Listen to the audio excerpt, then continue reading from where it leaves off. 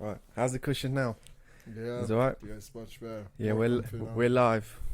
The Yeah. first ever episode of the Many Things podcast. Yeah, welcome everyone. This is me, I'm Haroun. It's Harry. Alright. How's work today then? Yeah, man, I was well busy today. Busier than usual. Yeah. Yeah, man. Yeah, what you been up to today? Not a lot. Went office. Went office for a bit. Looked at masters applications. Learned a bit about lobbying, and how like these you know anything about lobbying or not really? Yeah, nah, not much. What do you mean exactly by lobbying? It's these like Congress and the American political system. Yeah. They're these groups, these companies, these big companies, and other companies pay the lobbying companies, and then they basically try and change legislation, and they change legislation by donating to whether it's the Democrats or the Republican political party. They donate to one of the parties, like to one of the congressmen. They say, we'll donate to your party campaign, so they have more funding for like adverts and shit like that, basically. But in return, they'll get more meetings with that congressperson. So like, if for the law, basically, they can have more meetings with them and then like try change the law. It's sort of like legal corruption. So basically, lobbying is like small companies who are the intermediate between the Congress people and the big companies. Yeah, the lobbyists. The Because lobbyists, like, for example, the lobbying, the thing I found in the news today, you know, Exxon, it's like the big oil company. Yeah, basically, even though in the press they were saying that, we support climate change, all of this, we want to go green and stuff. But Greenpeace actually did a sting operation, and then they sent it to Channel 4. They did this Zoom call with one of the head guys there, and he was basically admitting how they're like lobbying against Biden's green infrastructure energy plan, that Exxon are spending like millions of dollars in battling in the courts, trying to stop their green energy plan coming into practice, basically coming into place. Oh, because that will put them out of business. Yeah, because the Exxon, the oil company, will lose business, basically. Yeah. But a lot of the oil companies like BP, Exxon, BP and Shell, they're investing loads in renewable energy, just because they can kind of see, they know, they're in the energy, they're the world's experts in energy. They know that the green energy is just gonna go boom. And COVID's just pushed all the world governments to focus more on that. Yeah, it kind of makes sense since, did the oil price go down during the pandemic? Get a bit closer to your mic. Yeah. Did the oil prices go down? Yeah, it during dropped. The oil price actually went to below zero at one point in, fuck knows when, like in the midst of the pandemic in 2020, the middle of 2020 last year, because my ex at the time, she was trying to buy oil because like we knew the oil was going to shoot back up again once everything had stopped, but it went to below $0 a barrel because there was so little demand when the whole world froze. Right. It was actually, there's a cost to keeping hold of the oil and transporting it, which is why it technically went between zero. So it's actually cheaper to keep it in the ground than have it transported and keep it. Yeah. That's I got what what you mean. Yeah. Yeah, that's interesting. Yeah, because people weren't using transportation as much as they did Everything before. stopped. Yeah. Yeah. Many cities got like more clean air during the pandemic, just because like there's less pollution and less cars going around and less airplanes as well. Yeah, I think some cities in China was their first time seeing a clear sky in years, just because of pandemic as well. So yeah. When my dad used to work, they had offices in Shanghai. Yeah. And he said the people he'd send there in Shanghai, it'd be like bright sunshine, but like the day, the weather forecast was good, yet it would look like it was cloudy because it was, like you get the mist and the fog. Yeah. It looked like there was mist all the time in the streets, but it wasn't. It was literally just the fumes from everything. Yeah. Because like they're still very much the factory of the world, China. So as big as their cities are, they have these massive factories just pumping out stuff. Yeah, I think a lot of people as well didn't know that was actually from pollution. I think a lot of people thought that's like, as you said, mist, or just that's the way the city is. This place looks. But yeah, so many people were surprised when they knew, oh, there was actually pollution, and yeah. Yeah, which is kind of crazy, really, thinking, because it Yeah. does kill a lot of people. I think, fuck, I can't remember what it was for. It was either like, it wasn't, have they had an yeah, the Chinese Olympics, when was that? Like 2008? I can't I remember. think it might have been exactly. 2000. But basically, when they had the Chinese Olympics, all of the factories in all the cities where the athletes were had to stop. They all had to stop working because the air quality was like too poor for the athletes to be allowed to be in. Yeah, and then when it's just their normal citizens, they're like, yeah, let everything back open. It's only our own people that get fucked. Oh yeah. But even in this country, well, the UK, it kills like 30,000 people a year, pollution. Yeah, that's quite a high number, but It's pretty mad. It's pretty mad. yeah. It's just, that's the problem. As much as I like driving, the problem in all the cities, driving through all the main cities Yeah. where the most people are walking, it's not a good idea. Yeah, yeah, but also public transportation does take so much time. For example, if you're driving to town, if like example you work in town, with a car, it will probably take you 15, 20 minutes with Mhm. traffic. But if you're taking public transportation, you always gotta count up the time that you're gonna walk to the bus station and then from the bus station to your work. And yeah, but yeah, it adds up and end up like being 1 hour. So you could have in that half an hour you could have done so many over stuff. It's Basically. inconvenient. It is inconvenient, and you have to you have to walk to the bus and wait, Yeah. and then it's not even going to exactly where you want it to go to. It's usually like a Yeah, 5 minute walk sometimes, the yeah, other side. Yeah. Now, when I was renting that office like a couple months back, when I was renting the office in town, when I was taking the bus down, it was long. It was like 35 minutes Yeah, but I compared to think driving. we do need if everyone tries to sacrifice a little bit of their time. You're gonna have to. Yeah, we're gonna have You're to gonna at have some to. point. Sooner or later, you're gonna have Yeah. to. Yeah, we all have to. That's Yeah. why I think the scooters are good, because The electric scooters, yeah. there's no pollution and they're fast, mate. When there's traffic, Yeah. they're legitimately the quickest way to get around town. Yeah. Remember that time when my mate Callum came up that Saturday night? We weren't really doing anything. We was just in the centre. Yeah. And he was being a little bitch about not wanting to go on them. But I rode it up. Remember, I rode it up to Clifton from the Yeah. centre, and then you and him You drove. got before us, and we Yeah, were I driving. got there way yeah. before And it you. was I think the streets were pretty empty. Yeah, we were empty that day.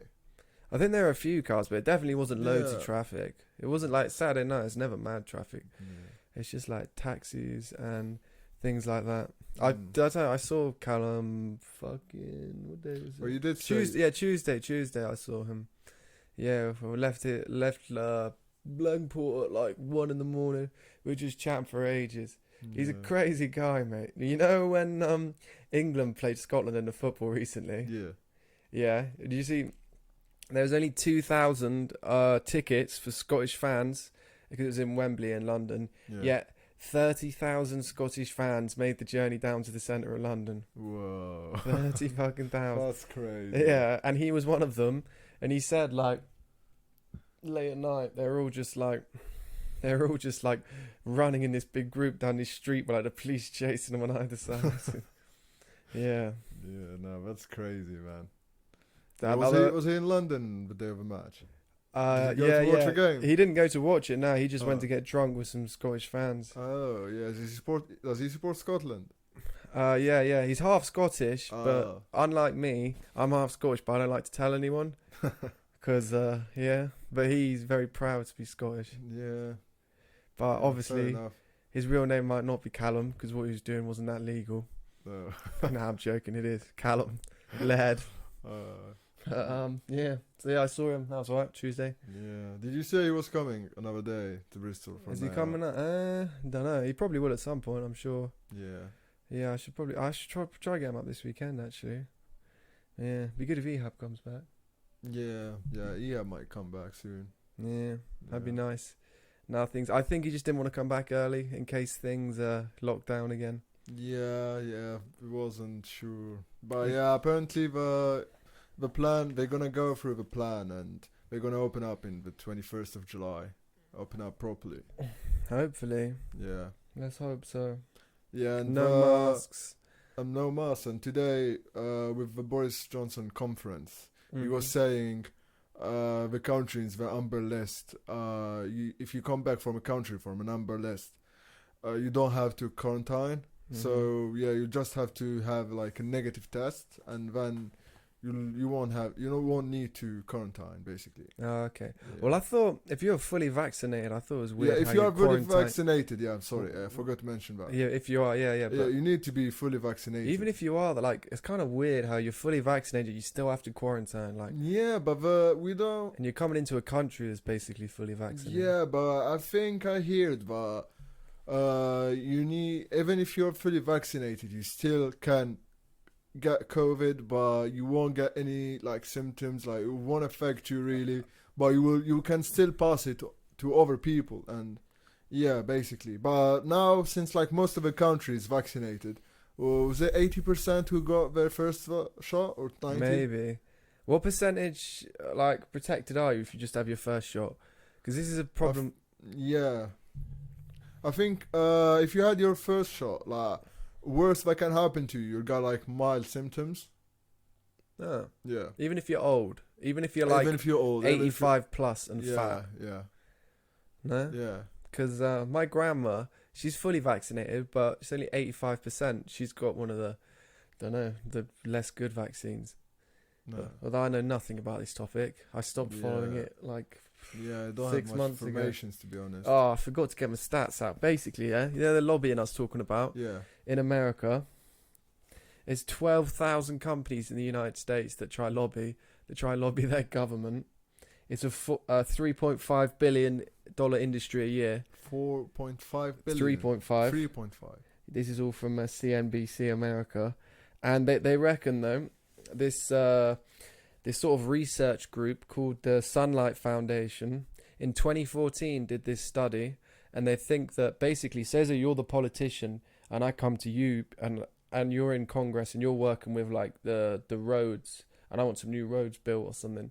I come to you, I'll be like, Haroun, I'll give you $100,000 towards your next campaign in a few years' time, which basically means you have way more money to host nice events to raise more money. And, you know, the campaign, if you have a good campaign money, you tend to win, or like you'll do very well in the election. But basically, they reckon this Sunlight Foundation did this study in 2014, and they think that every dollar spent lobbying, governments give back $760 back to that company, whether it be in the form of subsidies, tax cuts, or just like investing in the actual company, like all sorts of So different. it's just very benefiting from it. Yeah, every $1 you put in, you get $700 back. 700% benefit. Yeah, that's not. cashback. It's actually more than that. 700% would be $7. That's like it's like seven thousand or 70,000 or some crazy. That was crazy, man. Yeah, it's an enormous amount of returns, but that's now go on. But I mean, many people don't like big companies, but actually big companies are very beneficial for everyone. Like for example, Amazon Amazon are offering so many jobs to people, and they don't ask for much as well. Like they even if you don't have any experience in warehousing or anything like that, they will train you and they will still hire you. And the pay is not that bad as well. Like for example, one of the Amazon jobs was £11 an hour, and that's pretty good, I think, compared to you don't really need any skill to know any skill. The minimum wage for any other job would be around £8.50, £9, £9, and for this job you already had like £11, and you also get like holiday pay. So I think not all big companies are bad. Like they do benefit the societies as well. Well, that's like, I think there's two sides of this coin. My favorite example, I told you this before, my good friend that was working at Amazon for a year when I was working there with him, who shall not be named because I'm not actually sure on his like visa status and when he's the way he's in the country, you know what I'm saying. But basically, he escaped from Eritrea. Eritrea in North Africa, where like the human rights, they say it's the North Korea of Africa. It's Yeah. not the best place to live, and obviously the wages are crap. Anyway, traveled all the way up through Africa, up through Europe, had like a 3 month journey, and then now he worked for Amazon, didn't have any qualifications, his English wasn't the best, Yeah. and now he was earning like £1,700 a month, sending money back, like supporting his whole family back in Eritrea, sending money back through like the Western Yeah, Union, yeah, the centers. Yeah, and he's doing that. So like it's a kind of side that like the media and stuff, they never talk like about how the big companies benefit. And for me, I'm with you. Like the way Amazon have done that, that's not too bad. But here's a but. It takes a lot of business away. Amazon does from like local shops, the local high street and stuff. A lot of the high streets in England are dying. And some of that is because of Amazon. Like, think how much. Like, I know my parents. I know loads of parents. It's so easy. If you need to buy, I don't know, like a book and some pens or something, you need it for tomorrow. Like, if it's just little things like that, you don't want to drive, park your car, go out, go walk in town, find the right shop, go into one shop. It didn't have it, go into another shop. It's like half your day gone going into shops for things like that. Whereas Amazon, you just click, boom, it's there the next day. And another thing is that when you think of the profits, if it's a locally run business, the chances are the person that owns that business lives locally. Yeah. So his profits is either going to go into local property, local real estate, if he buys a house nearby, and also just a local economy, whether it's a car dealership. Whereas Amazon, it's an American company. All the profits go like overseas, and they're very good at getting out of paying tax as well. Yeah, So, that's why so it's almost like a leakage to the economy sometimes, these big companies. Although having said that, the G7 recently, like a month ago, they did a big announcement, the big corporation tax, isn't it? They're all deciding on the joint corporation tax. I haven't heard about it. Yeah, nah, so we've got to read the Financial Times, son. It's Yeah. good though. It's the G7 is, I think it's like Japan, France, Italy, United States, Germany, and another one. But yeah, basically, the G7, they all agreed to tax like all of the big corporations the same percentage, except it's just come out that they're making an exemption for big financial institutions. Our banks. All the big finance, all the big banks, all the big finance, they're going to be exempt from paying the international standardized corporation tax. Yeah, that's what I was Surprise, mainly gonna surprise. say. A lot of big companies don't even pay tax. Mhm. I'm not sure of exactly the names, but like Starbucks and other big companies don't even pay the tax. So yeah, that's basically what I wanted to add. But you already said that the G7 have decided to pass on a new law about that, which is a good thing. Which is a good thing. Yeah. It's definitely a good thing. It's kind of weird how they make it's this global agreement, yet the G7, it's only 7 countries deciding. Out of what, like 200 countries? Yeah. It's kind of weird how so many countries they don't, like, power-wise, they have no power in the world. You know what I mean? Yeah. The countries that basically it's the countries who are more developed and have the military power are the ones who decide decides the world's path or yeah. That's the thing. The interesting thing with that is the drug prohibition. Drug prohibition was all the United States making all these drugs illegal, and they kind of forced and pressured and lent on all these other countries to make them illegal. Yet now the United States are kind of one of the more progressive in terms of they've legalized cannabis loads. They're doing loads of the research into psilocybin and stuff, and they're even, I want to say, it's either, I can't remember what state, but one of the states, magic mushrooms are legal as well. Like, they're kind of changing the other way. Yeah, they're changing the other way now because of all the research that's coming out. So be interesting to see whether other countries around the world are gonna. I think with time and with more studies done on it, we will know if it's actually that beneficial or if it has long-term harm to the body or the mind. We will be able to know that in a few years, I guess. I think so. The more it's used, the more it's practiced, the more we know about it. Yeah. And that would either help countries to legalize it or keep it banned as it is. Yeah. Smoking's a funny one though. 70,000 people in the UK die a year from smoking. You never hear a word out of any politician's mouth about smoking. Yeah. You never hear a word.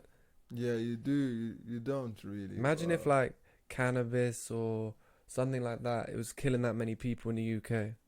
Or even Yeah. heroin. Heroin ain't killing that many people. But the thing is, when you say cannabis, you can't smoke cannabis like you smoke cigarettes. Some people smoke cigarettes unless you're every Snoop half Dogg. an hour. Unless you're Snoop Dogg. Yeah. Yeah, That's a good point. That's a good point. Every half an hour, we don't know. Like, I don't think there's anyone who really smokes cannabis every half an hour or every 1 hour.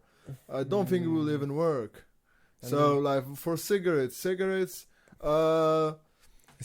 the craving actually starts 20 minutes after. So let's say you smoke a cigarette now. After 20 minutes, you got in. It goes out. No, it doesn't go out from your blood, but that's when the craving exactly starts, and this is all scientifically proved. What I'm saying as well. So that's what makes it very addictive. What makes this drug very addictive? Smoking, and that's why also quitting from it is hard, because of a lot of people relate. So let's say they make it as a habit. So okay, so they had a meal now. Oh, I'm gonna have a cigarette. Or they just woke up. Oh, they're gonna have a cigarette. You know. So it kind of as well gets fixed with habits like eating, and this is something we do every day. So it kind of becomes one, and that's why it makes it as well hard to quit from it. But back to our subject, we kind of derived here. Very much the routine. Now let's stick with this. This is interesting. This is coming from a former smoker as well. Yeah. You used to smoke a lot, not even a little bit. How much did you used to smoke a day? 20 to 30 cigarettes a day. 30 cigarettes a day. Yeah, up to 30. Yeah. Wow. Yeah, that's I'm that's glad I not quit. light. That's not light. How hard did you quit? Because I know you're quite a weak-minded person. So. Did you quit and then come back, or did you just quit? No, and you were just done quit for one good? time. One time, I just decided to quit. Before quitting, I've been wanting to quit for like some time. So it was already in my mind, and yeah, it was just happened one day. I decided I'm done with it. It's too much. Yeah, it wasn't helping as well. When I wake up in the morning, I just don't feel good, don't feel myself. Like, I feel my lungs. Back at the time when I used to smoke, like breathing was like, you just feel a little bit weird. You solved that by not waking up until the afternoon. That's good. Dr. Haroun. I see what you're saying.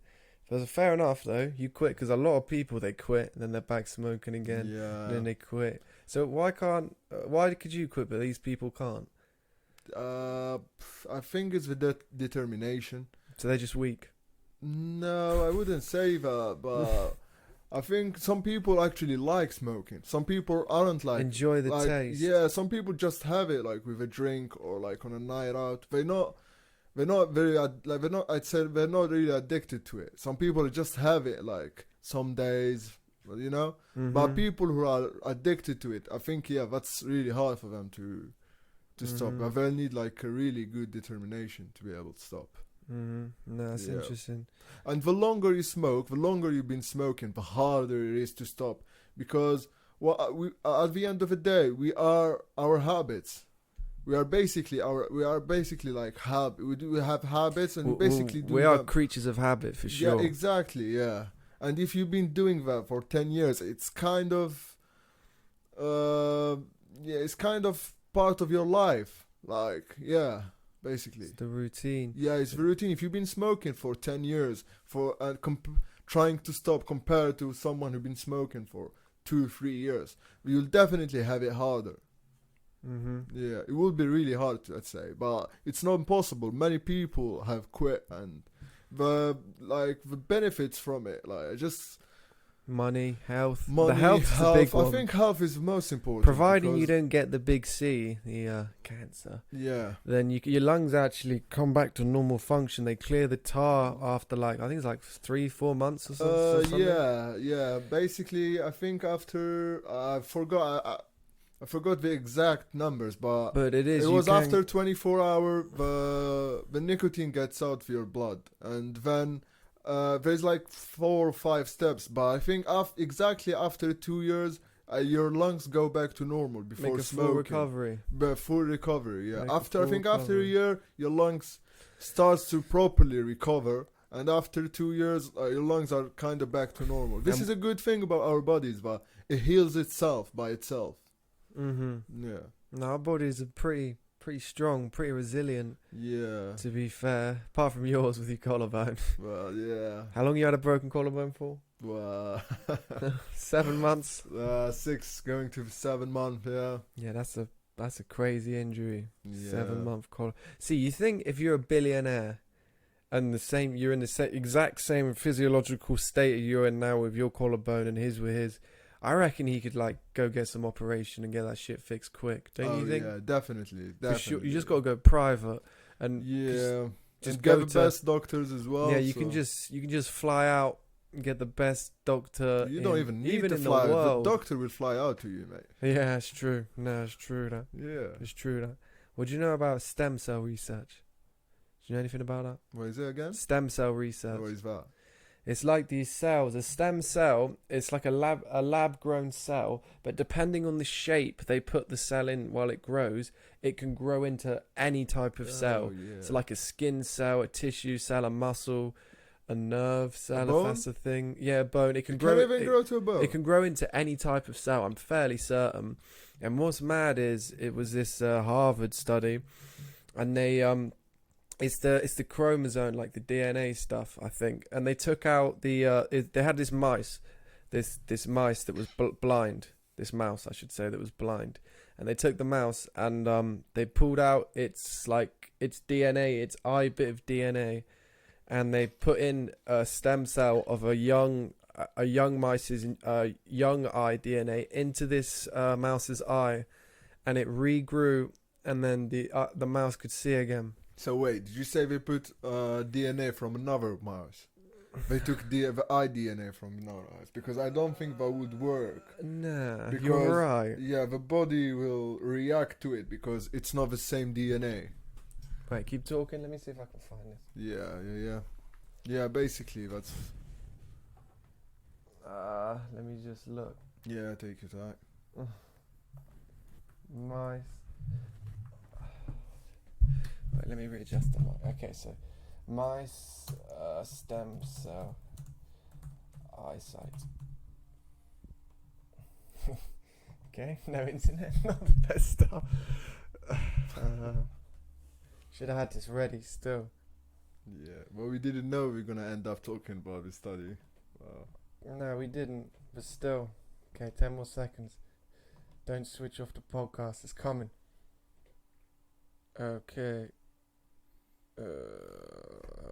Stem cell cause blindness.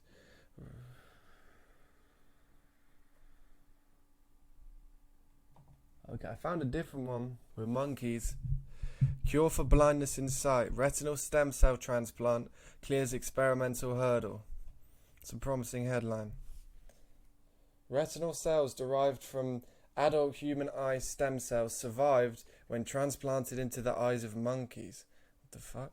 An important early step in the validation of this approach for treating blindness, according to a study by Liu. The retinal pigment, a layer of pigmented cells in the retina, is essential for sustaining normal vision.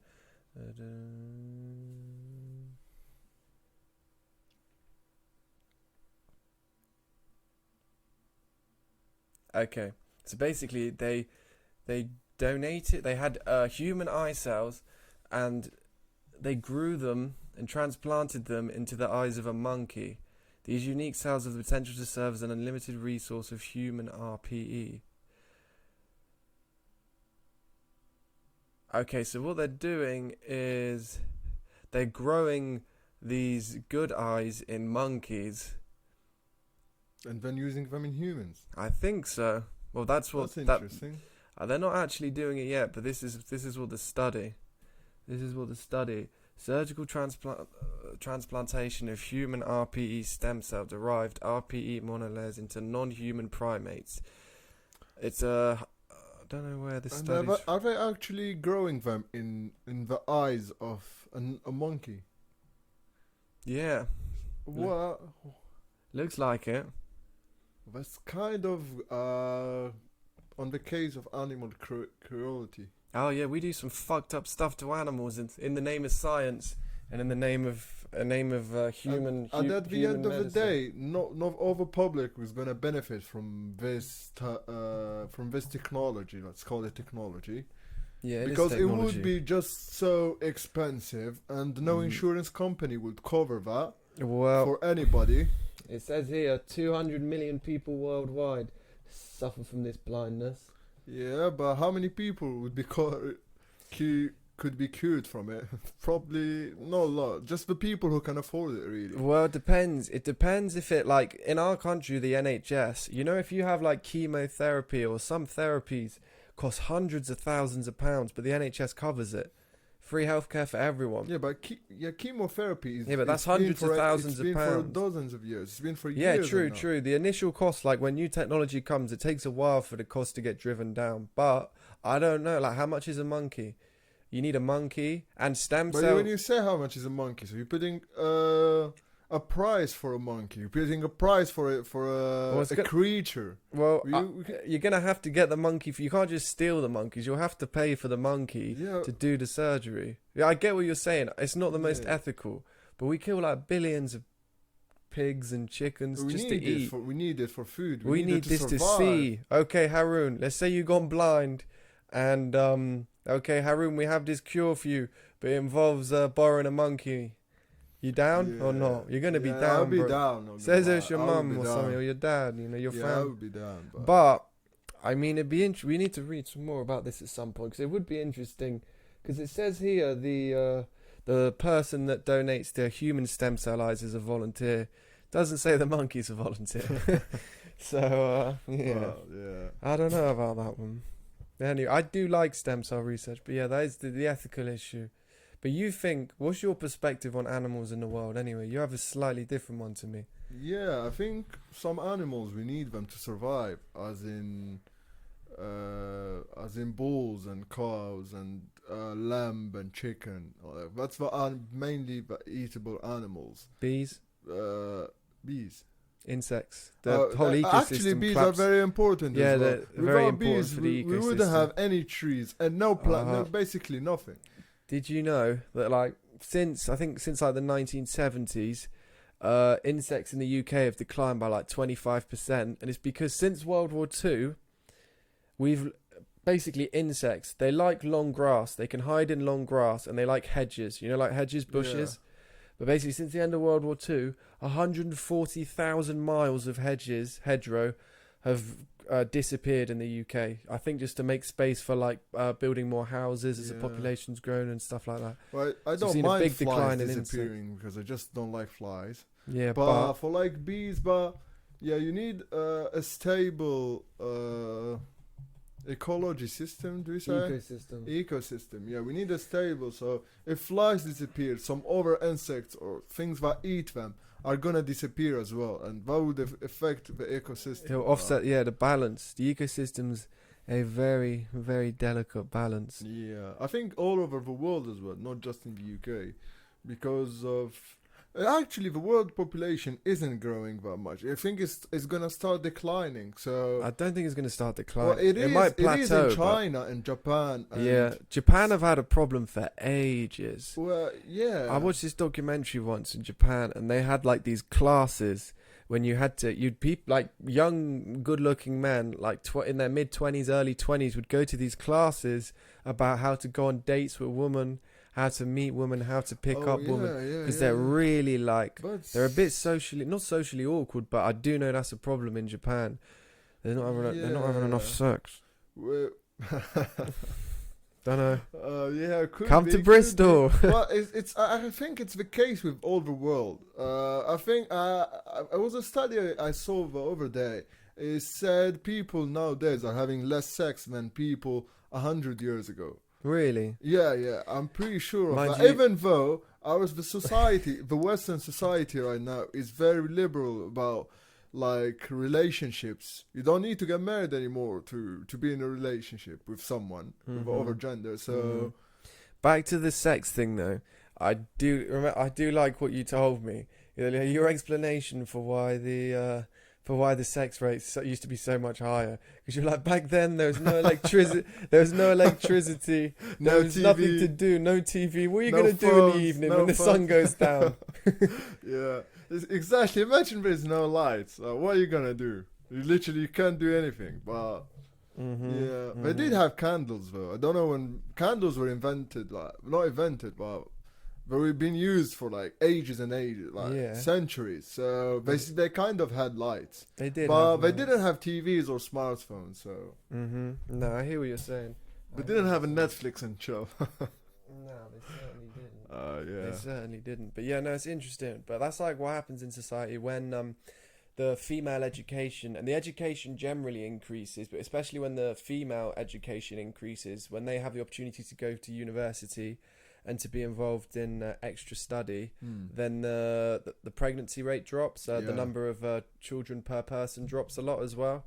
Because that's what they think is going to happen in Africa. It's already starting to happen in many African countries, but that's the next trend, basically. Yeah, they're thinking whether Africa can be the next economic superpower as a continent, because so long as the education keeps going the right way, and basically it's fair enough, because you can't really have like university studies while having a kid or being pregnant. Even being pregnant, just being pregnant, it makes it so much difficult, because obviously pregnancies aren't that easy, and basically, and also after they give birth, it's basically someone that's 100% relied on you. They can't do anything by themselves, kids. Well, it's maternity leave. You have to have time off for work. Even maternity leave isn't enough. Is it 3 months in this country as well? I have no idea how much it is in this. I was going to say 9 months, but that's how long you're pregnant for, so I might not be right. No, actually, I know it's normal. Like my cousin, I think she took like 6 months off work or something. Yeah. Just full time looking after Actually, the baby. in Germany, you might not know this information. In Germany, the government give you 2 years of paid work just to stay home and look after your kid. Because they're trying to get the people to have more kids, and because basically, especially in Germany, the birth rates are very, very low. And oh, really? Yeah. Ah, that's interesting. That makes a lot of sense. You know, the United States of America is one of the only developed, like, Western countries in the world where paid maternity leave isn't, like, mandatory by law. Isn't? No, virtually every other country. It was like they're the only one that has, like, private healthcare and stuff. Yeah, that's true. But still, like, it should be financed by the government. They're a strange country. Yeah, they are a little bit strange. I was watching the other day about, basically, it was about the cartels and how they're thriving, but with America, and how all of the weapons that the cartels are using, not all of them, but most of them, like, they're all just American owned. People just go to gun shows. You don't need an ID if you're buying second hand, and then they ship the drugs up, and then they buy these guns and they just ship them back down into Mexico. So wait a second, are you saying if you're buying a gun second hand, you don't need an ID and you won't be registered on your name? Are you sure about this information? I'm pretty sure. Oh, that's like crazy. It's some ridiculously relaxed gun laws in certain states in the United States. So wait, okay. So if someone buys it from second hand, who's the gun gonna be registered on? Is it gonna be still registered on the first person, or how does it work? I don't know. Because I think whenever anything happens, they always go back and see the records. So yeah. That's a bit weird one. No, that is a bit weird. Let me try to find out.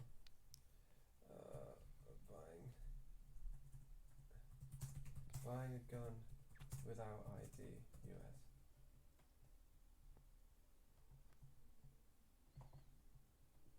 Okay. There's something called...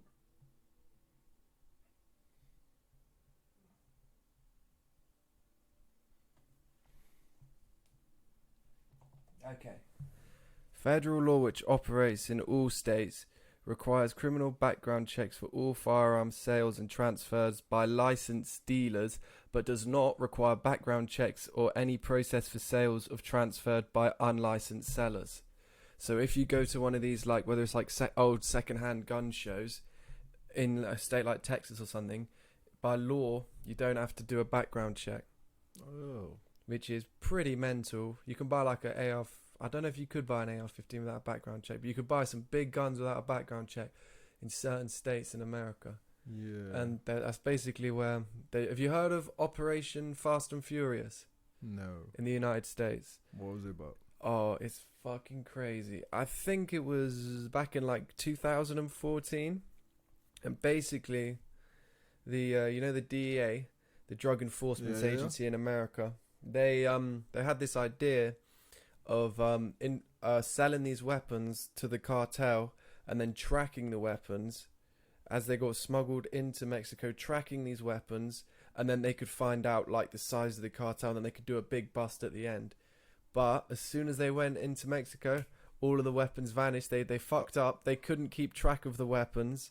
And like, I'm talking like AK-47s, big guns, thousands of them. And they lost track of like the majority of them. And one of the AK-47s that they had originally sent down there was recorded as having shot a security patrolman, like a border patrolman. It was used to shoot and kill one of the United States border patrolmen. That's a crazy But information. yeah, that's the I shit. can't believe it is something like that, man. Yeah, they gave them real weapons, sold them real weapons, and then wanted to track them, but fucked up and didn't track them. Yeah, that's literally like the most good best weapons in the market, like AKs and M4s. That's literally the guns you'll find anywhere in the world. Yeah, Most the AK-47. they're used in actual armies. When you do watch like some Vice about like the Mexican cartels, you do see like some army guns. Like you see like some proper guns. Oh, they have 50 Semi-rifles. cal. Do you know what a 50 cal gun is? No. 50 cal is like this huge rifle, like they're fucking long, man. Like if you put it on the floor, it would come up to like my head height. And basically their bullets are like 3-4 inches big. Wow. And say as I remember an old Top Gear episode when they shot a car radiator, and a normal bullet, like a car radiator, Yeah. like the metal, a normal bullet made a hole about that big, about the size of like a 50p. A 50 cal makes a hole like the size of a fucking like a Whoa. cup, what are they called? A mug? No, the holder things you put cups on. Oh, yeah. I know A what cup you mean. mat, yeah, like a cup mat. Yeah, it made a hole that size. And the cartels that they can take down 50 cals can take down helicopters. Helicopters. Yeah, they're and that's owned by big- cartel. Big fucking guns, man. Cartel goes When I see those like documentaries about cartels in like South America, it just blow my mind. Like I can't believe they have this. It's kind of like can be considered as terrorism as well, as terrorists. What's the difference? It's No, for basically sure. the same. For sure, they are terrorists. It's basically the same. Armed people that are not the government, but are not like backed up by the government. Who basically can do whatever they want, and they're just investing in drugs because there's lots of money in drugs. But No, Yeah. there's what? One sec. It's the power they have.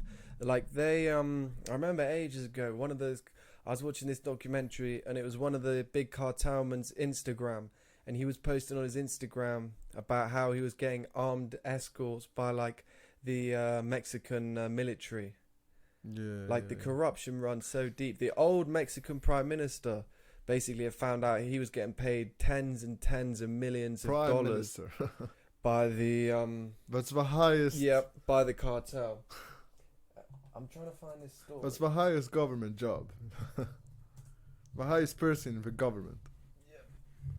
Well, I think everyone saw or heard about Pablo Escobar, or at least watched one of his either documentary or TV show. Mhm. And we just For sure. I did see one, and it was it just was I think pretty much everyone was kinda involved with his operations. He had the army. He had like some of the army. Was it the army of the police in his region? He basically had them. Oh, for sure, he controlled them. Yeah, and the things he did in the country, like bombs and bombs and like kidnapping people. That's basically kind of can be terrorism, but I think we just call it depending. The media call it depending on the situation. When they like, when sometimes they like to call it terrorism, and when it's obviously always drug related or gang. But yeah, it's basically the same. Okay, I found this story. Basically, there's this drug lord. Have you heard of Guzman? No. Okay, you might have heard his El Chapo. El Chapo, El Chapo Guzman, his half brother. They were in this city called Calacan. It's a Mexican city, and basically, I remember watching it on the news at the time. The Mexican police, the armed police, had located his brother, had arrested his brother, and arrested him in this house. And then the cartel members, that they're bearing in mind, there was like over like 100 armed Mexican police, yet the cartel members blocked off all the roads in the city, locked down the entire block, had so much ammunition and so much firepower. They were having like a real war on the streets, shooting, and they're having a shooting battle between the Mexican police, that the Mexican police had to release the guy again straight after arresting him. And this is El Chapo's half brother, like one of them. He clearly has loads of power in the cartel. But the cartel were just too powerful for the entire city. For the entire That's like, remember the Batman movie? When can't remember which Batman it was, but when they take over the city, they take over the whole city of Gotham, all the police get trapped underground. That's basically like, no, that's crazy. The level of power they have is just crazy. Yeah, like 30,000 murders a year. Do you not think about it? Have you ever had this thought? So the bottom side of the planet, the countries mostly are all in chaos, except from New Zealand and Australia. And the upper side of the planet, are they all in like developed and good living, basically? No, I've never thought about that. Yeah, it's true. No, it is true. What about it is true. Japan? Japan is up. Japan's up. It's kind of close. It's Russia level. Fuck, man, that's true. It's Russia level. Why do you There's think literally no country except New Zealand and Australia. Yeah, but that was I don't know. I know Australia was the British. Yeah. Well, Singapore is pretty developed, but except that used to be the British as well. But it's all from. What do you think the main reason is? Because of colonialism. Well, yeah, kind of colonialism made so many countries are the reason why so many countries are behind. Like the Spanish fucked a lot of countries up down in South America. Like Chile, they reigned Chile for 300 years. Chile gained their independence in 1818, I think it was. They were. Was it Haiti? Haiti was Haiti. It was still paying some France. So something to France every year, and like they only stopped like 2015, and they had a hurricane. Few years. Well, when was the Haiti disaster? Hurricane? Anyway, it was an earthquake. It was an earthquake. 2 or 3 years ago. They were seriously fucked. So basically, big trouble. After they ended up paying that big amount of money to France, they got into, so now they don't have anything basically. So it's kind of sad. They just finished paying off their debt. Yeah, they were like, now we can grow. I've just been hit by like one of the worst hurricanes. Yeah, it's kind of sad for their case, but it is. Do you not think, why would someone have a debt to another country that actually was colonizing them? And I don't think they did much good to the, or if they did good. Haiti's not well known for its amazing buildings or railways or something the French left. They didn't leave any of that behind. I know what you're saying. As well as, do you remember the other documentary we were watching the other day? The 10 or 11 countries in Africa that their currency is basically. So it's France who basically decides their currency, how much it is worth. Its value, yeah. And when was it? In the 70s, they experimented. Which country was it? They one of the 10 countries. What, when they halved the value of its currency? When they halved is 10 or 11 countries. They did that. All at the same time for an experiment. Yeah. And needless to say, it messed up the economy. No, it wasn't an experiment. They were saying, this will help those countries' economies, But I don't think if devaluating a currency would help the country in any way. If it's a export led, or if a large section of their economy is driven by exports, it could mean that their exports products more competitively priced. So that because They'll make it cheaper. yes, it would make it cheaper for them to sell compared to these other currencies. That would be the only way. But even still, I doubt that was the case. How is that? How is that though? Let's say okay, a barrel of oil, it costs, let's say it costs £50. Well, 50. oil's a bit different because oil's like okay. Let's not say it has oil. an international Okay, price. let's say it's a standard it's price around the world. any other thing, like a TV. They're making Alright, TV. yeah, TV, £50. If I devaluate your currency, the TV will cost by 50%. The TV would cost 90 to 100 quid, £100. Let's say it might not be exactly, but how is devaluating the currency would help me sell that? Now it costs me £40 to make it abroad because I've got the English pounds instead of one English pound being, say one English pound is worth, yeah, but the cost of 10. making it will be the same. Yeah, so it the will. cost But of it's making it's it, the exports that's different. It's only if you're exporting it. so the benefits of the country will decrease. Is that it? Is that what it means? So alright, so okay, you've devaluated. You said it's gonna help the economy of the country. It might. Only with the exports. Oh, Because yeah, okay, suddenly my pound, I can buy twice as much of the product from your country if, So if your currency's gone half. So it's not gonna really benefit the no, country. it will. Well, listen, let me finish. I haven't finished. Because if I'm doing that, I can buy twice as much from you. Say as though the country next to you, my £100, I can buy one TV from them, but I can buy two TVs from you. I'm going to pour more of my pounds into this country. I'm going to do more business with you. So it's the business, overseas business would increase, and your foreign currency reserves would increase because you'd have more pounds coming in. And it's always good to have like something like a pound or a Well, dollar. I can do. But for sure, the whole economy as a whole, I highly doubt it benefited them. Because if it really benefited them and they knew it was going to, why didn't they do it to their own currency? Yeah. Like, no. I mean, we're sure this is going to work, but we're going to use your country to test it, not our country. Because we're not that sure. And as well, they do print.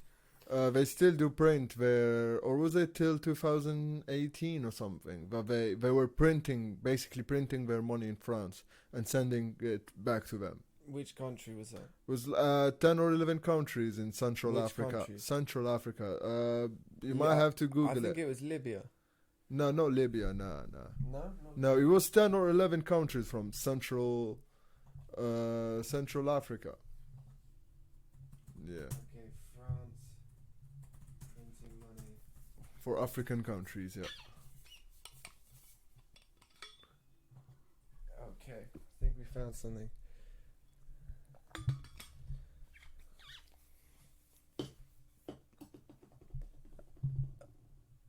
Okay, this guy called Luigi Di Maio, Italian deputy prime minister and leader of the populist Five Star movement, has blamed France for impoverishing Africa and encouraging migration to Europe. He accused the French government of manipulating economies of mainly former French colonies in Africa, which use a form of the pre-independence currency known as the CFA franc. France is one of those countries that by printing money for 14 African states prevents their economic development and contributes to the fact that refugees leave and then die in the sea or arrive on our coast. Okay, so he's like anti-immigrant. He's taken it from an anti-immigration stance.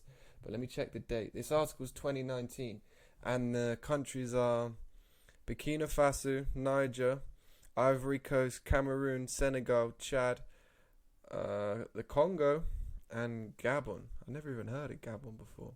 You ever heard of Gabon? Yeah. You have? Yeah, I did. Is it an island or?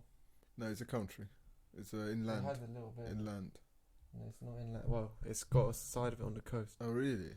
Yeah. Oh, yeah, it has a side of the coast, but I thought you said like an island, separated from the mainland, Africa. Okay, since 1999, the CFA franc has been pegged to the euro with the financial backing of the French Treasury. The money itself is printed by France, but the quantity is decided by the central banks of the two zones. A French official sits on the board of both central banks, which suggests France retains at least some influence on the decision-making process. Well, that doesn't sound good. Yeah, but the thing I was talking about that happened in the 90s, they actually decreased the value of this currency by 50%. And yeah, as well, if they're making the money in another country, and so it's flying to there, so you can add up all the costs of flying it and then the cost of making it in France. So, but because the labor is basically more expensive in France, so all that is paid by the taxpayers in those African countries. Yeah, it definitely doesn't sound brilliant, but it And says... all those countries are actually very poor. Some of the people have it hard to bring food to the table every day. So, and as well, taxing them more money. That doesn't really help their case, does it?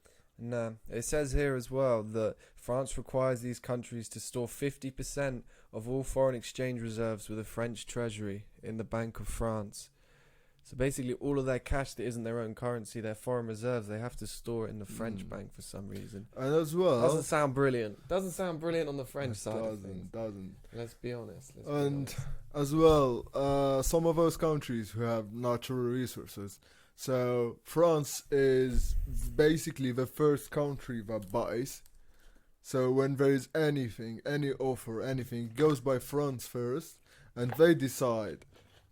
I'm not sure if they decide the price for it, but they're the ones who first buy it. Yeah, they get and first dibs. the first deal. They get the first deal.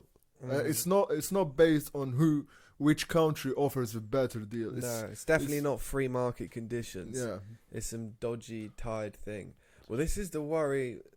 Like the last couple hundred years, it was Europe just extracting and stealing all of like the minerals and the resources from Africa. Yeah, stealing it. But now they're doing it indirectly. Yeah, my worry now is the big companies are still doing it indirectly, but also the Chinese are doing it a lot. The Chinese, they there's like over 1 million Chinese workers in Africa. In Africa. Yeah. I think it might be 2 million now, but it's a lot. And they invest really heavily into Africa, into different African nations. And basically the Europeans aren't matching that level of investment. But obviously you're going to have a lot more control over things. Yeah. And especially when you take into account that after they think like obviously China's up next economically, it's kind of there now already, and then India before the pandemic, India was meant to be one of the superpowers in like the next 10 years, but I don't know what that's like now. But they also think Africa a bit more, slightly more long term. So if you think if China got the best grip on that, well, they're not just investing in Africa. I was watching this documentary the other day.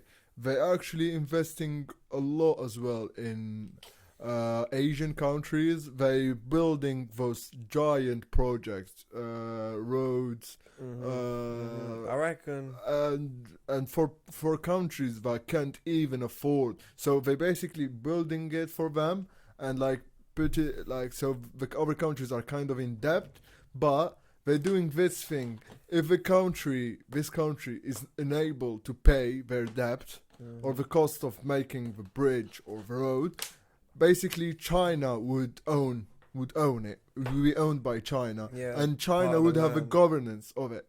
And what China is trying to do is have as much as coastal. But that wasn't China. That was actually Russia. My bad. Yeah, so that was Russia. We'll do a whole episode on China. We'll do a whole episode. Yeah, that was actually Russia. We'll do many. That was Russia that's helping. They said the other day that Putin came out saying that the Russian-Chinese relationship has never been stronger. The Russian-Chinese. It's very much China and Russia against the West. Was China part of USSR? Nah. It wasn't. They weren't. The USSR was like Russia, Ukraine, Hungary, I believe. Basically, loads of the Eastern European countries, and that's why. You remember when Putin basically invaded and took over Crimea, part of Ukraine. Yeah. A lot of the Russian public weren't even against that. They support it because They like They think it's a Putin's part the of it. glory days, the Yeah. strong Soviet Union. They're this big, powerful thing, even though everyone was starving and stuff because of the communism. But yeah, the Russian people weren't even that against it. These like opinion polls and Yeah. things showed.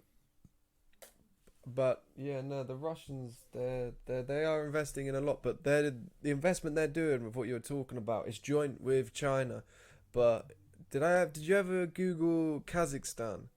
Kazakhstan, yeah. What about it? Have you seen the capital city of Kazakhstan? Yeah, it's a really nice capital. It's yeah. incredible. Very modern. Yeah, Very modern. It yeah. makes London look like a crappy little town or something. Yeah. It's just funny because the way the Borat movie came out, we're like, Oh. and then you actually look at the capital Look of at it, and it's Kazakhstan, like, and you're yeah. like, wait a minute. But it's Yeah. because the reason why, partly why it's so nice, is because the Chinese and the Russians did this like agreement that it was going to be like one of the main cities of focus for like their trade and something to do with trade and business.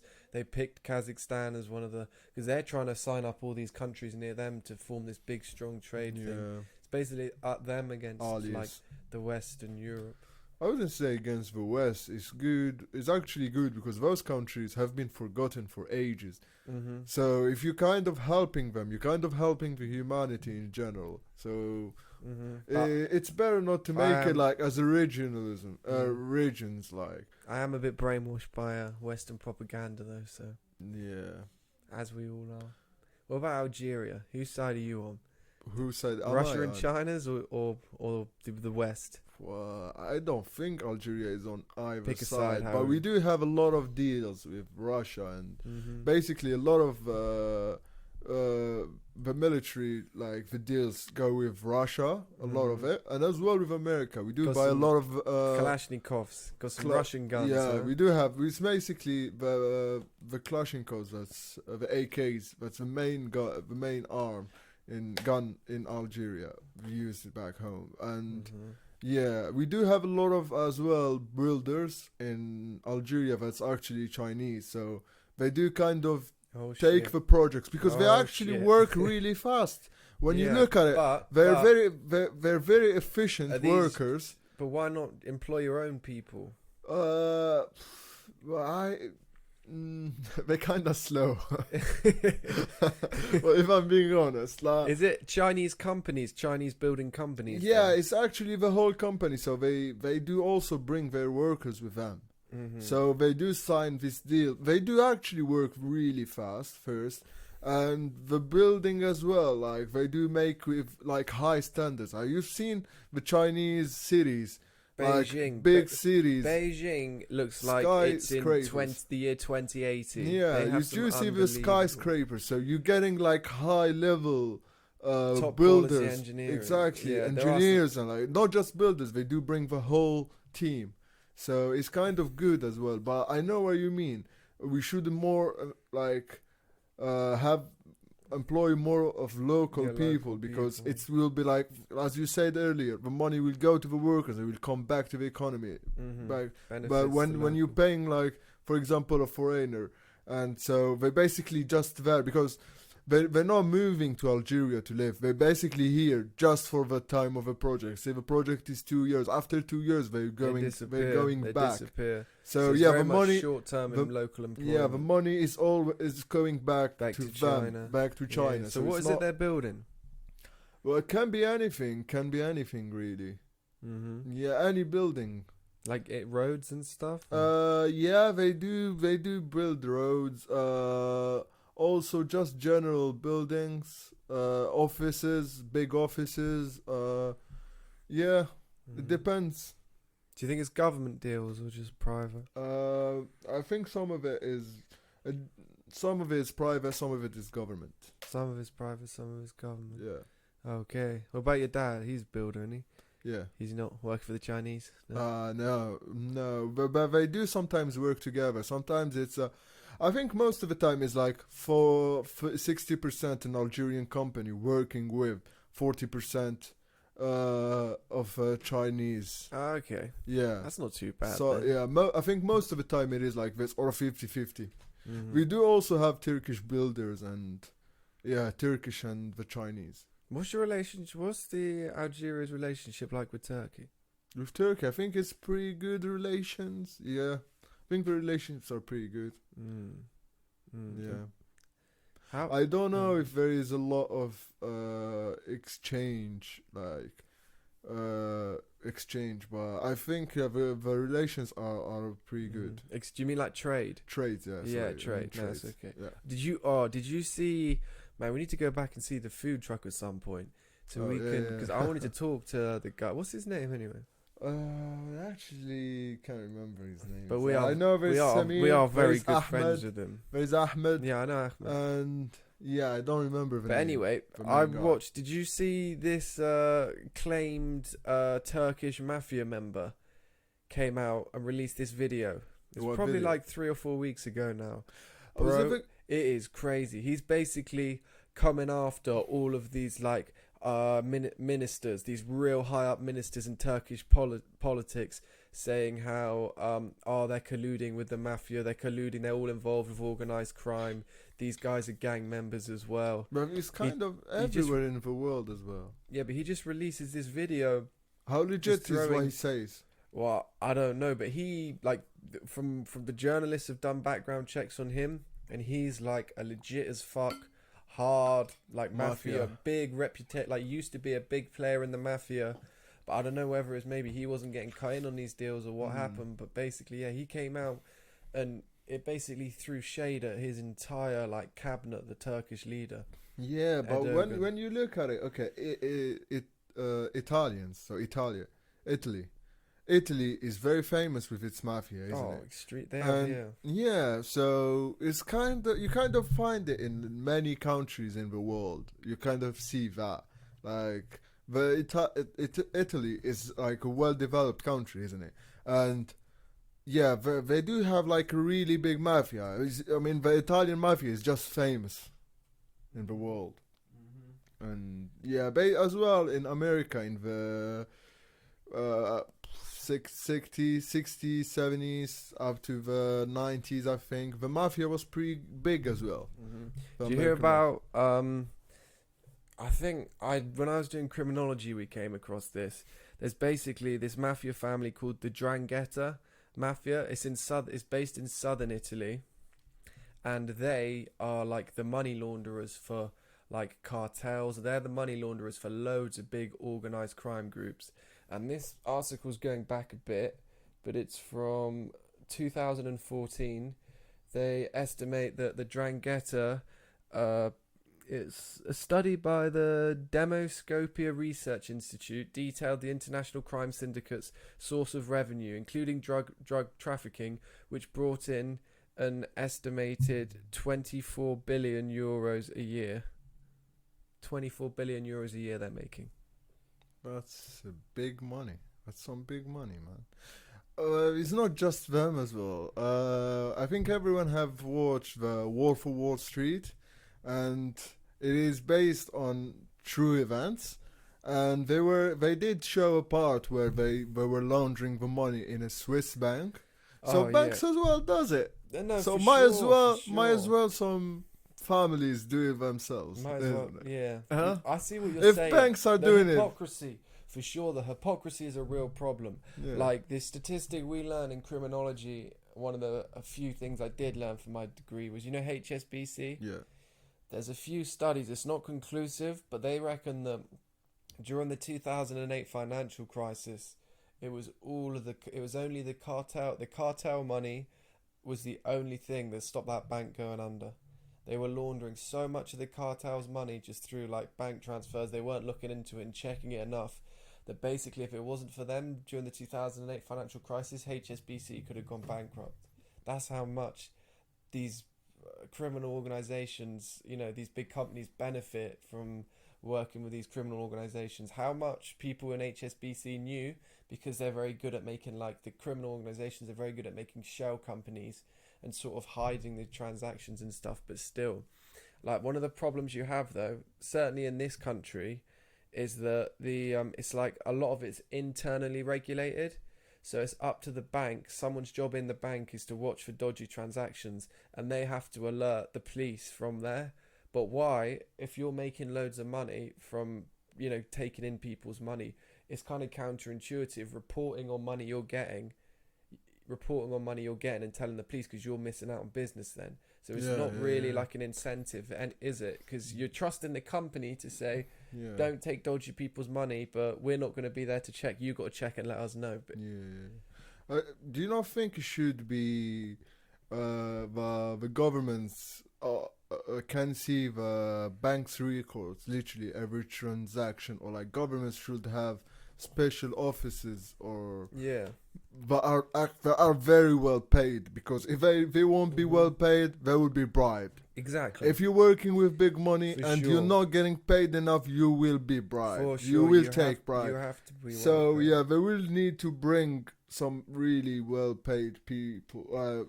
Make some like this kind of job where people who check through big transactions.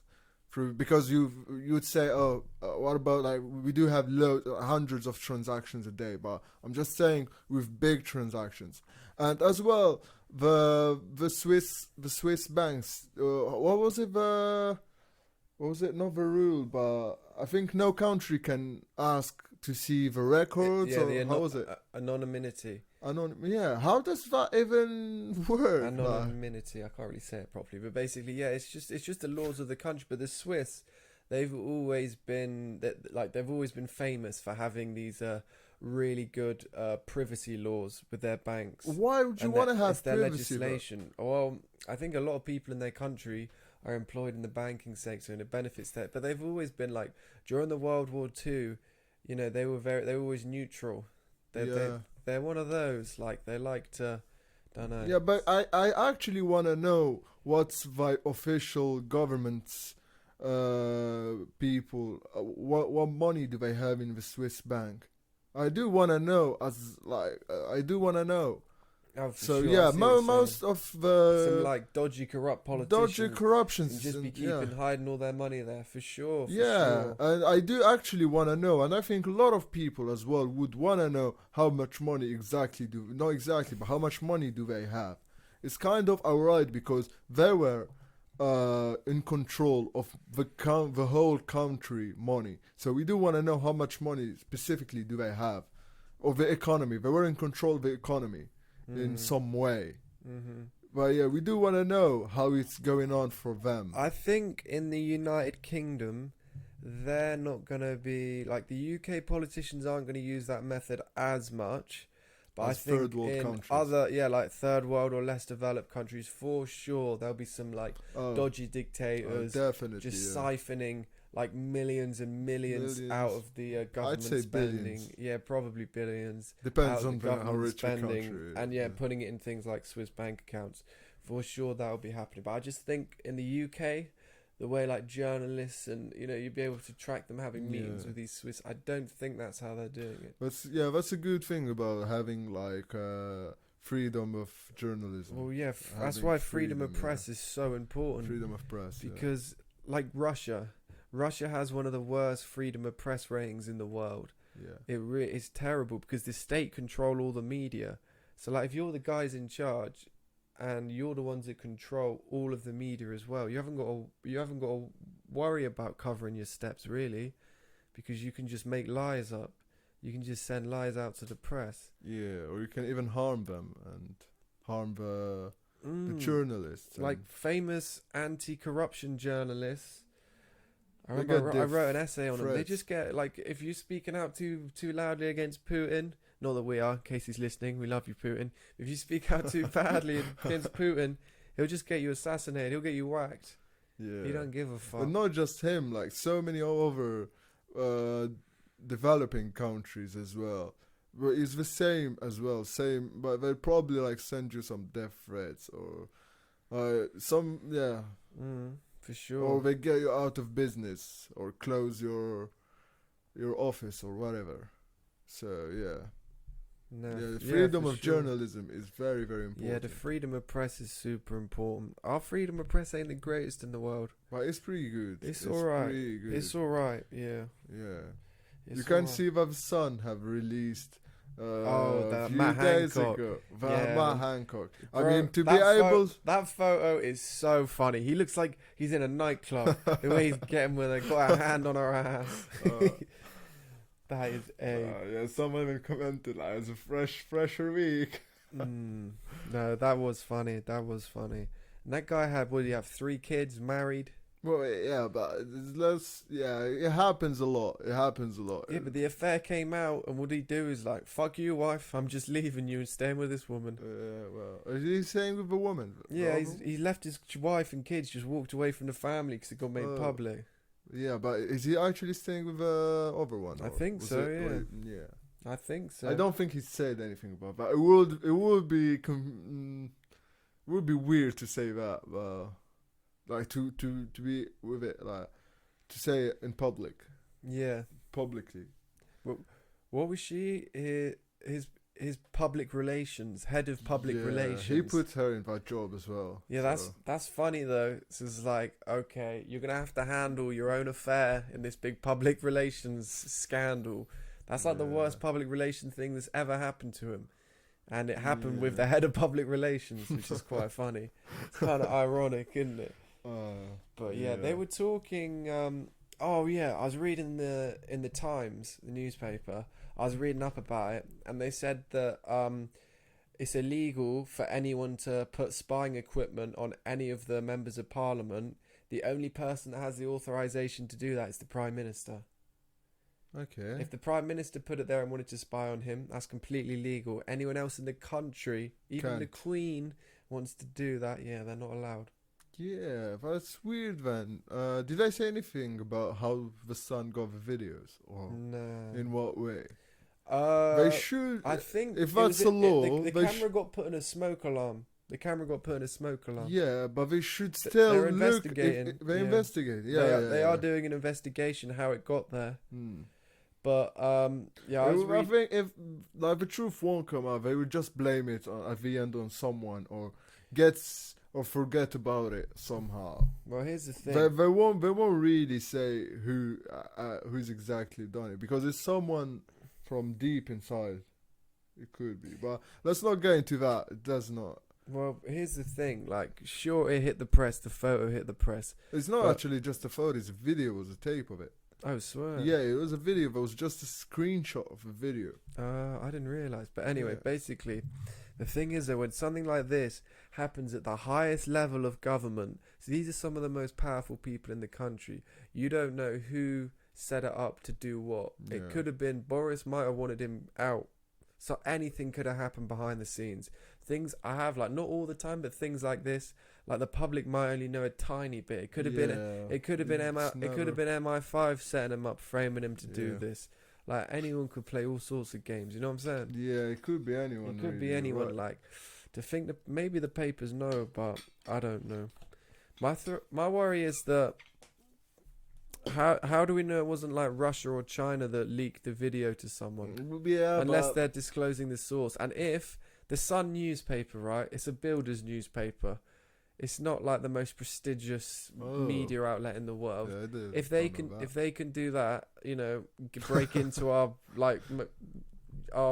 political offices, surely the Russians. What can the New York Times do? Yeah, what could the Russians or Chinese? You know what I mean? Yeah. If that's just the press. Yeah, that's just the Sun. What can an intelligence service do? Exactly. Who knows, man? Who knows? Like, we're living in a crazy world. Oh, for sure. Yeah. I don't know if it's less. I think in terms of like the number of people dying in wars and stuff, it's less crazy. But all the technology is kind of making it more crazy. Yeah. It's fucking with people's heads. Yeah. I wouldn't say we're in war, but if you see all the cyber attacks happening every day. It's a cyber war. It's a kind of cyber war. Cyber war. This is what I've been telling my dad. Like, the next warfare now, big nuclear-bearing nations aren't going to have full-on wars against each other. Because 2 buttons, 10 seconds, the whole planet's destroyed. Yeah. It's all cyber wars. Was it pixel wars? Or was it, what was the term you used to say? Like, having little, like... Oh, proxy wars. Proxy wars, yeah. It's either going to be proxy wars or some cyber attacks. Like, we do have this screen in university that just like shows live cyber attacks going from which country to what country. And if you stare at the screen for 1 minute, you see hundreds of attacks happening in just that minute. You literally see signals going from, like, they do have this kind of world map on the screen, and you see where the attack is going from. It's coming from. It's coming and from where and where it's going to. But surely the way, like the good hackers, they're gonna make it come from a completely different country to their real location. Yeah, it can be. It can that's be, just where the signals come from. Yeah, that's where the signals coming from. Yeah, that's what I'm trying to say. Yeah. Oh, okay. And now I've read up. I haven't read up a lot about computer hacking. I read up a little bit, and basically on the dark web, you can hire this.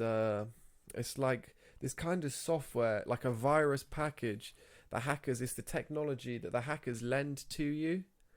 And there's various ways of doing it. Like a famous way is they can basically, to make a website crash, they can make up loads of different, they can simulate like millions of different IP addresses, as if millions and millions of computers trying to connect to your website at the same time. So they do that, and then they say, right, pay me 2 Bitcoin and this will be removed. Yeah. Another thing is that more often than not, a big company, especially if it's something like a bank or like a phone company where loads of people's personal details or even money is held, if they get hacked, then they're just going to pay the ransom.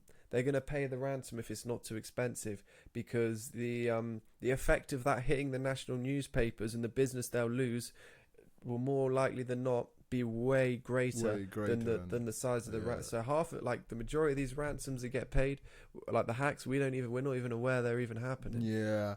I think you can look it online. I think a couple of weeks ago, a really big hack in America. Yeah. I think it was like there over was a 2 month of them. ago. Yeah, it was. These hacks were huge. It was like it happened in the UK as well. I thought it was like a quarter of all American big companies got compromised.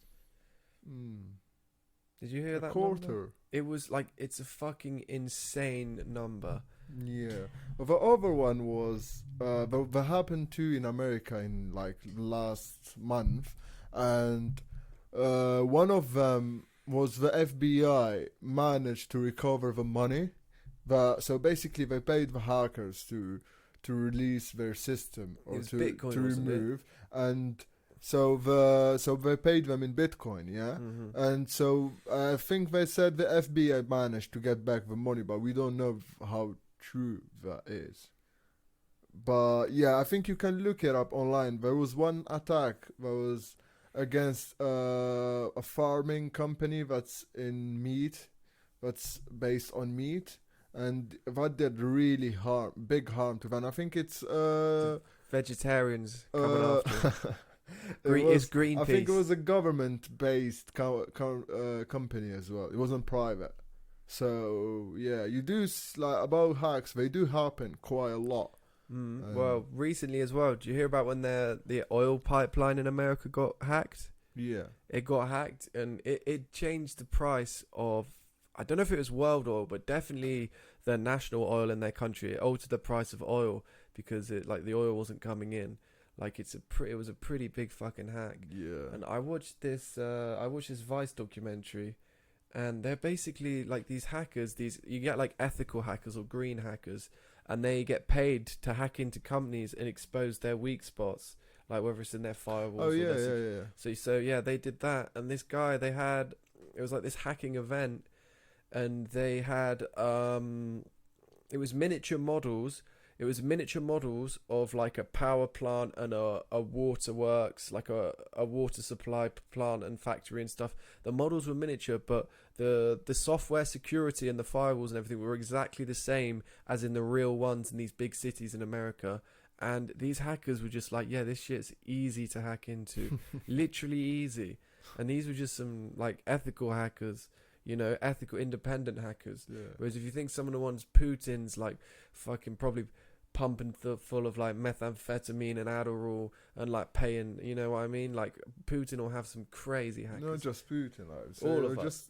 So we will not be against anybody. So anything, all countries have their own hackers. So yeah, for sure. Yeah. But Yeah, the hacking's scary.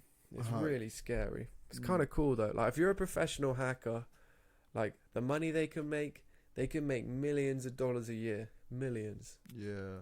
It's insane. Yeah, and we as well putting everything through computers and on we putting it Everything's on the becoming more internet, digitalized. everything In because theory, it's all becoming it's more vulnerable. yeah, it's easier because it's easier for the records to make an records online or Mhm. on a computer than making it in actual papers and having those giant libraries that's just people's informations. Boxes and boxes. Boxes of and paperwork. boxes, and imagine having to go through all of Mm. that Coming to find one record. Yeah, coming back to that before I forget. Remember when we were talking about the guns in America? Yeah. The way they track all the guns in America, even today in 2021, is all paper records.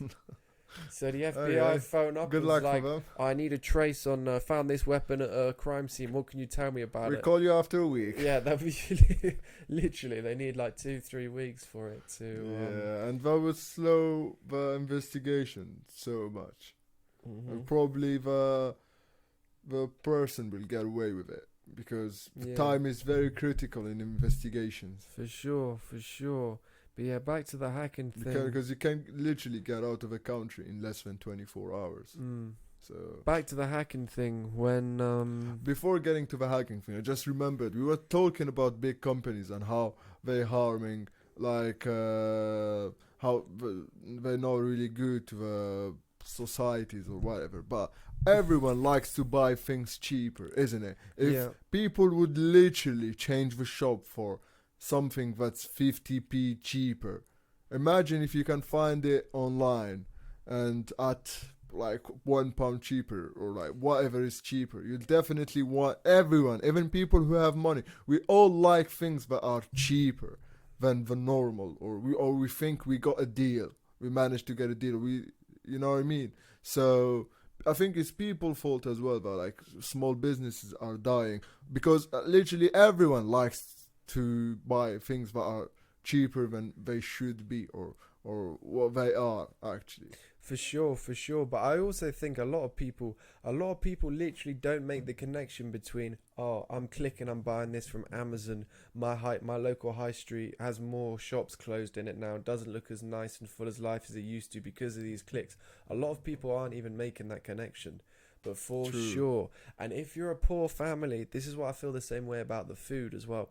If you're a poor family and you literally can't afford to go down to the high street and spend like these slightly more expensive ones, or you don't have the time because you're working 2 jobs. Like I don't blame them. I don't blame them for going for the cheap big companies, Supermarkets, yeah. because some of the, like people that are living in poverty, like life's really hard.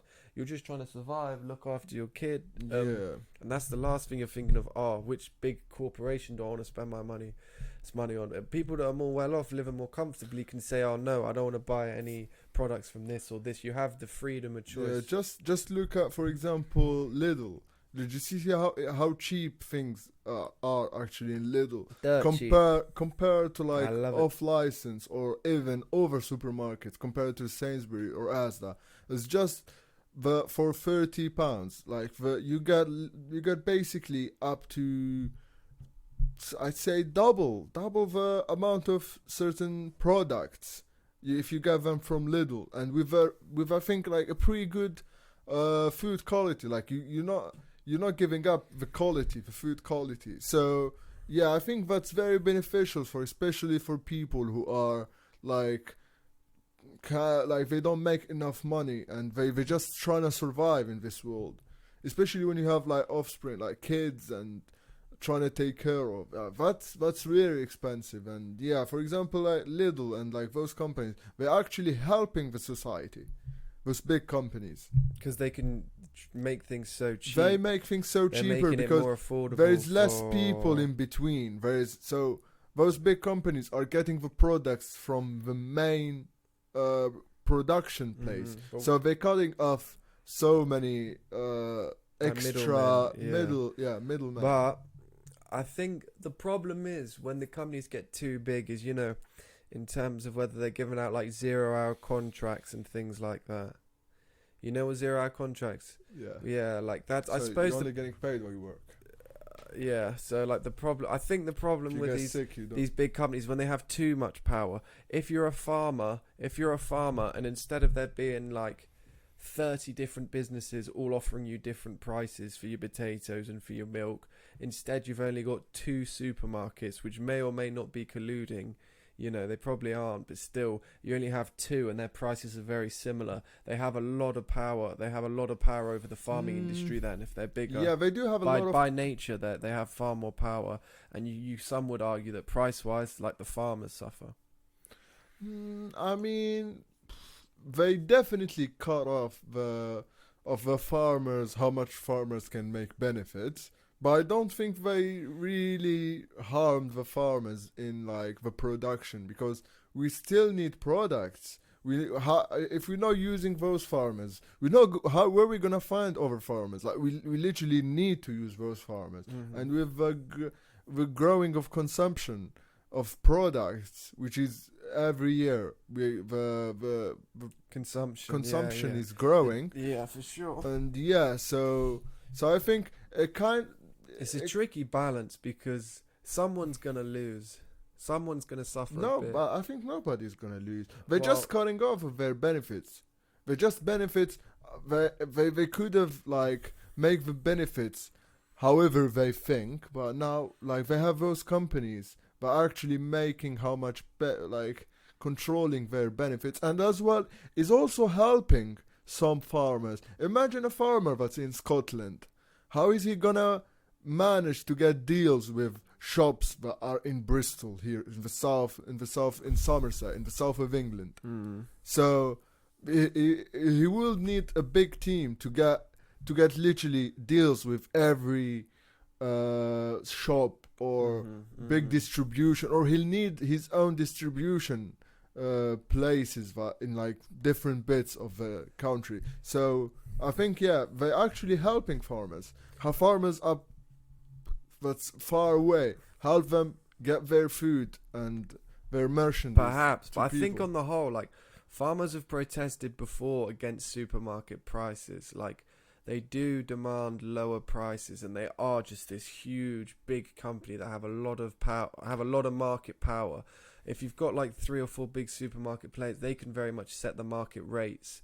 So obviously their market rates, they're not going to be paying above dollar for the farm produce. But then again, if the farmers are selling their produce for less, it's whether the supermarkets are giving us cheap prices, so it benefits the consumer more. Oh, maybe, I guess, but I don't know about. I don't know a lot about the topic, to be honest. Yeah, I don't know. But I just remember them protesting ages ago about. I think it was about the price of supermarket milk was too cheap. These farmers were protesting about it. That's the only information I have on it. I think that might also push using more chemicals in like vegetables, because if you're trying to make things grow faster than they should, you're gonna use some chemicals on it. But I think that's regulated by the government. Yeah, it's all government regulated. It's government, but it is more pushing into using more chemicals in our food. Anything more, the industrial size farming, whether it's the meat, it's not good. It's not good quality meat. Whether it's the vegetables, because it's just anything on such a large scale, like the industrial size farming. The food quality is really not good. It's not as good as like getting your produce directly from a small local farm. Yeah, well, you were saying, how would you compare eating boar from like what your parents sent you, or compared to like the supermarket pig? Oh yeah, how would you describe it? The mass-produced supermarket meat, like you eat it, you get a bit of energy. You're like, it's all right. But when you're eating the wild boar, like you have crazy energy for like hours afterwards. But you think this thing's literally just had its whole life running around in the mountains, so it's really strong. But it's night and day, the difference. Like after I ate that, I didn't even want to eat the supermarket. Like, I still try not to. I still go butcher's meat now. But but when you see, remember that the thing, I think it's the Lad Bible, when they had the mask on, that guy, but he'd been in all of these in these slaughterhouses, and he was saying how horrible, like the pigs and the cows, the conditions they were living in. They have no space to move. They're all crammed in, just waiting to die. And that's a bit different, I suppose, because it's a slaughterhouse. It's not actually But yeah, I doubt they're getting to run around and exercise as much as I think now like farms and slaughterhouse are kind of in the same place. They're putting slaughterhouse where the industrial, on exactly the where industrial the, farming. the industrial farmer. You reckon? So yeah. I'm pretty sure it is. But that's what pushed a lot of people into going into vegetarian, and like those kind of videos and information like pushed a lot of people into going to being vegetarian and vegan. But I think what would be what would make more sense to me if we the society try to push on more, either the government through protest or any other way, push more into being against those industrial farmers. It will, I'm saying, it will make meat prices go up, or we need to cut off our consumption in meat, and like consume less meat and go more for fish and other substances, like to have a healthy diet. But yeah, it would be challenging, but yeah, I think that would make more sense to me. I think I try to go for more expensive, or it is more expensive, but better quality meat, and like knowing that they've had a better life, the animals have had a better life. Had a better life, yeah. Well, we need to cut back on our meat for environmental reasons anyway, but for sure, like, personally, I have no idea whether it's beef, supermarket beef, or pork. I don't know the conditions of the cows and the pigs that they were living in just before they got slaughtered, or even the life, like how free range were they in big fields, or were they in massively overcrowded fields? Did they live indoors? Like, there's a massive disconnect between the meat and the animal and the way we're eating it when it comes all packaged up in the supermarket. Yeah, not all nicely packaged in a very clean. So many people are barely aware that that's a cow. That's a big half a ton animal that got his head chopped off and got cut. Like, there's a big disconnect. I find it a bit frustrating, because I feel like if people realised it's about understanding the sacrifice that comes with eating meat, I think. Yeah. But and I think a lot of people, they want to pretend that it's not a real animal where it comes from. Yeah. Because I've always had this argument with someone I know, who shall not be named. But yeah, and they hate the thought of animals. They hate the thought of animals dying, yet they eat loads of meat. But when I bring it up, when they're eating meat, they're like, "Oh no, just don't stop being horrible." I'm like, am I being horrible? Is this the truth? Is yeah, the truth? or should you be a vegetarian? if you hate or eat less meat. It was like one time we were watching a nature show. They couldn't even watch this warthog die. They couldn't watch it. I was like, you were eating steak a couple of days ago. Like, what? Like, it's frustrating, isn't it? It's frustrating. Yeah. The attitude people have towards. That's why I don't think hunting's good, but I think, you shoot a pheasant, right? There's millions of pheasants, and you eat it. I don't think, like, morally that's that bad. Yeah. If you shoot the animal you eat, as long as it's not an endangered we animal. basically are gaffers and hunters. Hunter-gatherers, exactly. And our amazing ability to innovate and design things has given us the gun. So, the gun and everything, yeah. But yeah, I don't think, I disagree with like trophy hunting for the sake of it. But eating, hunting for the sake of eating, I think is good. Topic for another day. Should we wrap it up? Topic. Yeah, I was gonna ask how much long. time. Yeah, it's an hour and 30. Hour and 30. Alright, cool. Alright, cool. Goodbye. Yeah, thanks for listening to us today. And yeah.